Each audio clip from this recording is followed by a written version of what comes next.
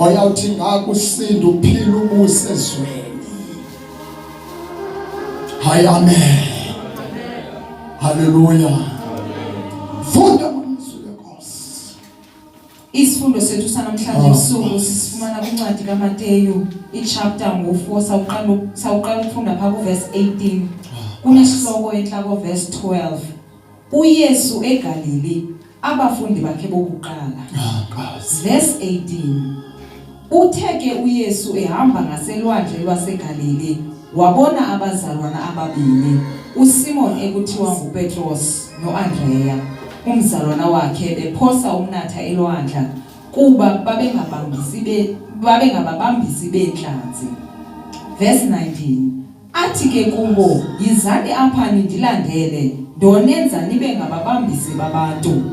Bayishiya kwa oko iminatha bamlandelayo. Uhambela amakhulu ebusuku. Kukhona abantu abadingwayo apha. Abebenezinto ebebezenza. Kodwa uThixo unesidingo. Ushota ngabantu.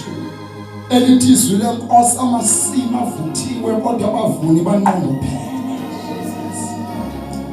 uYesu ufika ebantwini baqhubeka neshishini labo. Enza imisebenzi yabo bomnuka. Ufika uthi shiyani konke nindilandele. Ndiyomnenza ndawusa ababambisi babantu.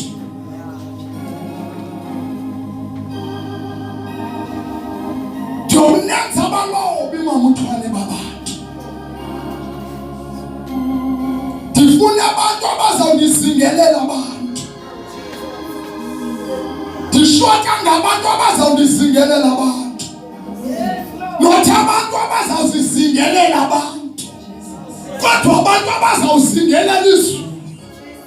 Kwadigqwethekile bomonakala. Abashumayeli banamhlanje bafuna abantu abazabazingelela abantu ukuze kubhenefithe bona. Izulu lona lingabhenefithi. But uYesu uthi yena ndifuna abantu abazawuhamba bayondikhangelela abantu, abazawuba ngabakumkani bamazulu.